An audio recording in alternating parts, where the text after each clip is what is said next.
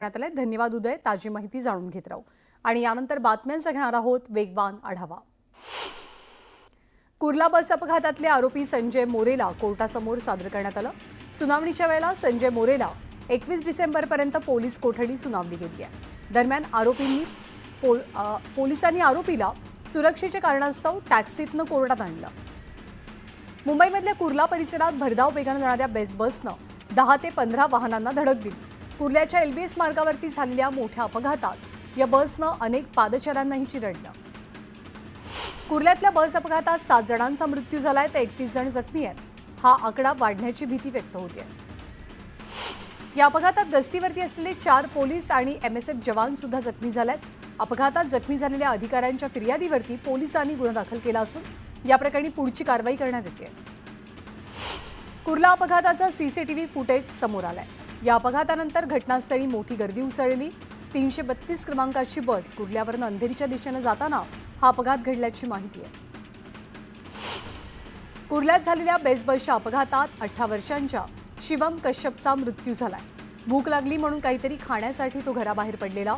अपघातानंतर त्याचे वडील बाहेर आलेले असता त्याला आपला मुलगा बेशुद्धावस्थेत सापडला.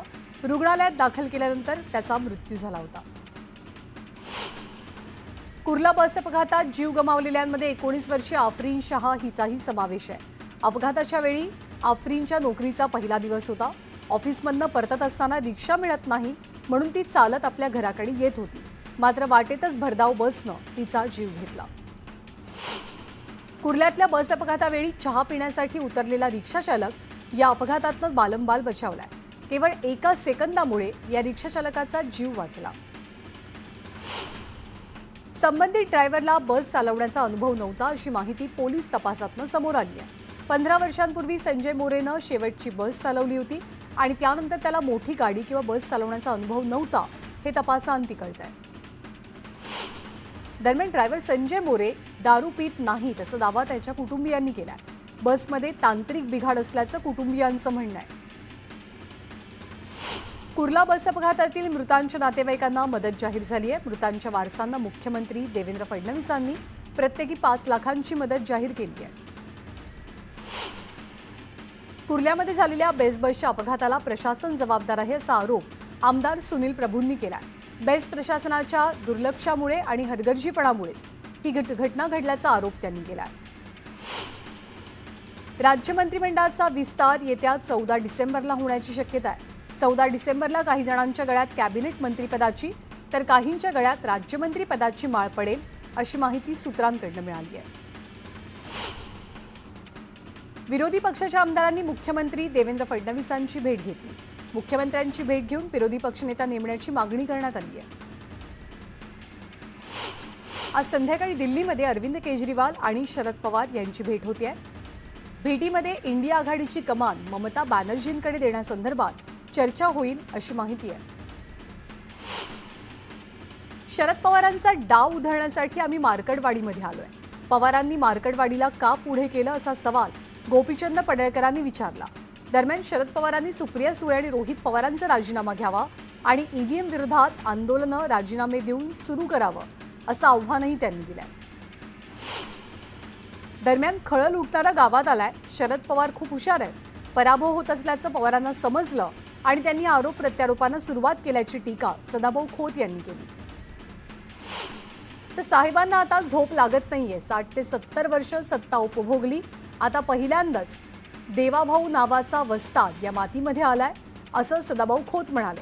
बॅलेट पेपरमध्ये घोटाळा करता येतो हे त्यांना लक्षात आलं. घोळ करण्यासाठी बॅलेट पेपर हवेत अशी टीकाही खोतांनी केली. मार्कडवाडीत काय झालं हे इथल्या जनतेला ठाऊक आहे. जानकरांचे 4 लोक म्हणजे गाव होत नाही.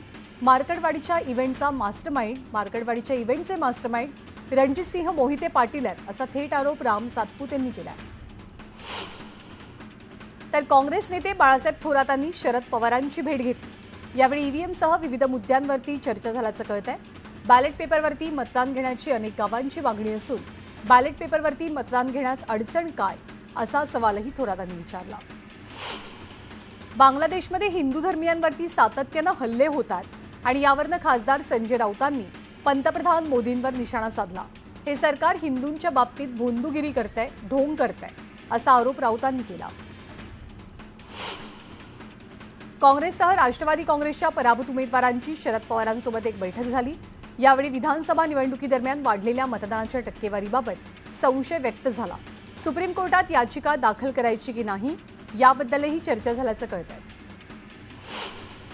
बेळगावला केंद्रशासित प्रदेश म्हणून घोषित करण्याची मागणी शिवसेना ठाकरे पक्षाच्या खासदार प्रियंका चतुर्वेदींनी केली आहे. केंद्रीय गृहमंत्री अमित शहांना एक पत्र पाठवत त्यांनी या संदर्भातली मागणी केली. आमदार प्रसाद लाड यांना जीवे मारण्याची धमकी मिळाली आहे. मनीष निकोसे नावाच्या इसमानं प्रसाद लाड यांना अर्वाच्य भाषेत शिवीगाळ करत जीवे मारण्याची धमकी दिली. याविरोधात पोलिसात तक्रार नोंदवण्यात आली आहे. सांगलीत काँग्रेसच्या वतीने ईव्हीएम विरोधात आंदोलन केलं गेलं. ईव्हीएम हटाव देश बचाव असा नारा देत स्वाक्षरी मोहीम राबवण्यात आली. ईव्हीएमच्या ऐवजी बॅलेटवरती निवडणुका पार पाडाव्यात अशी काँग्रेसची मागणी आहे. पंतप्रधान नरेंद्र मोदींना आमची विनंती की पोलिसांना बाजूला करा. भारतातल्या बांगलादेशींना आम्ही 5 मिनिटात शिल्लक ठेवणार नाही असं वादग्रस्त विधान नितेश राणेंनी केलंय. तर बांगलादेशींना एका पायावरती जाऊ देणार नाही असा इशाराही त्यांनी दिलाय. बांगलादेशमध्ये हिंदूंवरती होणाऱ्या अत्याचाराविरोधात संगमनेरमध्ये सकल हिंदू समाजाच्या वतीनं भव्य मोर्चा निघाला. या आंदोलनात आमदार अमोल खताळांसह थोरातांचे भाचे सत्यजित तांबे आणि जयश्री थोरातही सहभागी झालेल्या. बांगलादेशमधल्या हिंसाचाराविरोधात लातूरच्या निलंगा शहरात कडकडीत बंद पाळला गेला. सकल हिंदू समाजाच्या वतीनं हा बंद पुकारत बांगलादेश विरोधात घोषणाबाजी करण्यात आली. बांगलादेशातील हिंदूंवरील अत्याचाराविरोधात अहिल्यानगर जिल्ह्यातील नेवासामध्ये हिंदुत्ववादी संघटनांनी मोर्चा काढला. या मोर्चामध्ये संत महंत आणि आमदार विठ्ठलराव लंघे सहभागी झालेले.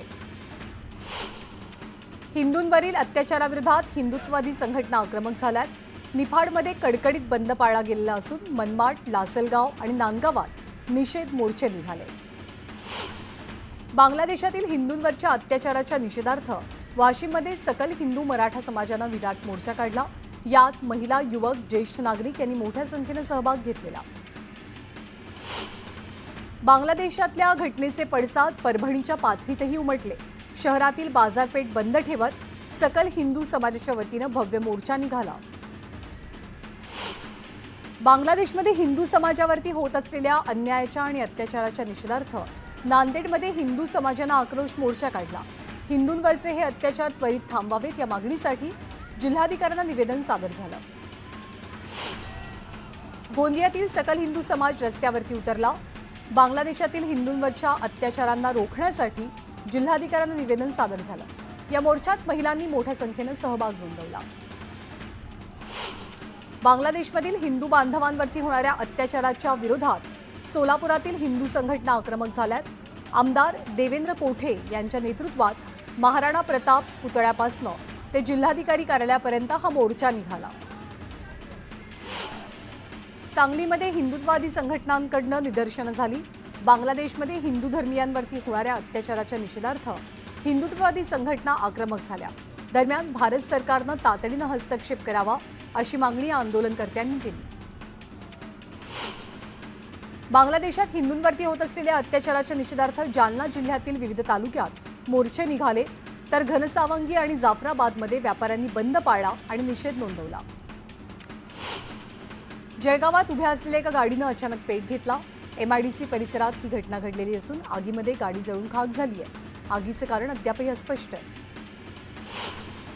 बोदवड तालुक्यातील शिरसाळ्यामध्ये घरकुल योजनेत घोटाळा झाल्याचा आरोप झालाय. या आरोपावरनं पंचायत समितीच्या बैठकीत गदारोळ झाला. योजनेतल्या लाभार्थ्यांकडनं पंचायत समितीतील कर्मचारी पैसे मागतात असा आरोप करण्यात आला. भिवंडीमध्ये कॅस्ट्रॉल ऑइल या ब्रँडच्या नावाखाली खोट्या तेलाची विक्री होत होती. या प्रकरणी दोघांना निजामपूर पोलिसांनी ताब्यात घेतलं. दोघांकडनं 620 बाटल्या जप्त झाल्या. हिंगोलीच्या माळसेलूमध्ये रेतीचा ट्रॅक्टर उलटून अपघात घडला. या अपघातात ट्रॅक्टर चालकाचा मृत्यू झालाय. मावळमध्ये इंद्रायणी नदीच्या डोहात पोहण्याचा मोह तरुणांच्या जीवावर बेतला. 6 मित्र पोहण्यासाठी गेले होते. बुडून एकाचा मृत्यू झालाय. छत्रपती संभाजीनगरच्या कैलासनगरमधील मुख्य रस्त्यावर 2 गट आपापसात भिडले. दोन्ही गटातल्या नागरिकांनी एकमेकांवरती चाकू उगारले. यात दोघे जखमी झाले. या घटनेचा व्हिडिओ सोशल मीडियात व्हायरल झालाय. बुलढाण्याच्या मलकापूर पांगरा ते वाघाळा रस्त्यावरती चालकाचं नियंत्रण सुटून एसटी बसचा अपघात घडला. या अपघातात 26 प्रवासी जखमी झालेत. सांगलीमध्ये खोटं लग्न लावून एका तरुणाला 1.5 लाखांचा गंडा घातला गेला. दरम्यान या प्रकरणी फसवणूक करणाऱ्या महिलांच्या टोळीला अटक झाली आहे. धाराशिव जिल्ह्यामध्ये गेल्या 8 ते 10 दिवसांपासून ढगाळ वातावरण आहे. या ढगाळ वातावरणामुळे द्राक्ष पिकांना फटका बसत असून द्राक्षावर करपा आणि बुरशीजन्य रोगाचा प्रादुर्भाव वाढलाय. त्यामुळे द्राक्ष उत्पादक शेतकरी संकटात सापडलेत. भिवंडी महानगरपालिकेच्या कर्मचाऱ्यांवरती कारवाईचा बडगा उगारण्यात आला. मुख्यालयामध्ये अधिकारी आणि कर्मचारी उशिराने येत असल्याच्या तक्रारीनंतर प्रशासकीय आयुक्तांनी संबंधित अधिकाऱ्यांवरती कारवाई केली. बुलेटिनमध्ये आपल्याला आणखी काही घडामोडींचा आढावा घ्यायचा आहे, पण एका छोट्याशा ब्रेकनंतर.